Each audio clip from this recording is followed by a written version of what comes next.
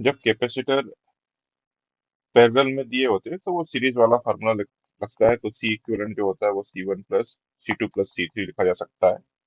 लेकिन जब capacitor series में होते हैं तब आपको 1/C equivalent is equal to 1/C1 plus 1/C2 ये वाला फार्मूला नहीं लगाना है।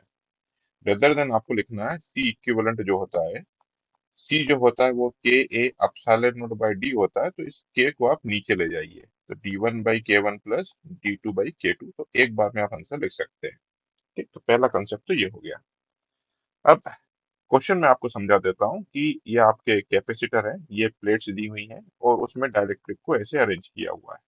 देखने में काफी टफ लग रहा होगा लेकिन बहुत जल्दी आंसर आ जाएगा।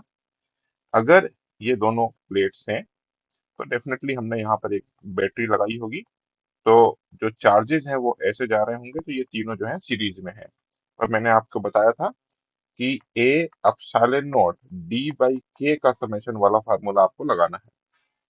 तो हर कैपेसिटर के लिए एरिया सेम है, ए अपसाइलन नॉट पहले वाले के लिए ये इक्वल माने गए हैं, ये डी है तो ये D/3 माना गया है, तो यहाँ पर लिखा D/3 और वहां पर डाइलेक्ट्रिक है K1। फिर वैसे ही D/3 डाइलेक्ट्रिक K2 और D/3 डाइलेक्ट्रिक K3, एक ही बार में हमको कैपेसिटेंस मिल गया। दूसरा कैपेसिटेंस, ऑफ कोर्स यहाँ पर फिर मैंने बैटरी से कनेक्ट कर दिया इसको। यहाँ से चार्ज तीन रास्ते से जा सकते हैं, तो तीनों पैरेलल में है, और अगर पैरेलल में है तो यहाँ पर तो डायरेक्ट फार्मूला लगता है C1 plus C2 plus C3। लेकिन आप ध्यान रखिएगा कि इस बार जो प्लेट है उस प्लेट का एरिया A/3 हो गया है। तो K1 एरिया A/3 है, लेकिन हर कैपेसिटर के बीच में डिस्टेंस तो D ही रहेगा। तो सब में देखिए डिस्टेंस D लिखा है, बस एरिया A/3 कर दिया है। तो यहाँ से C2 भी निकल गया, मतलब एक बार में आप C2 निकाल सकते हैं और एक ही बार में जो है आप C1 निकाल सकते हैं।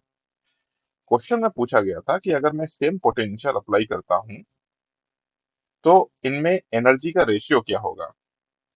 तो एनर्जी जो होती है वो होती है हाफ CV²। सेम बैटरी लगाई हुई है तो एनर्जी जो है वो प्रोपोर्शनल टू कैपेसिटर हो जाएगी।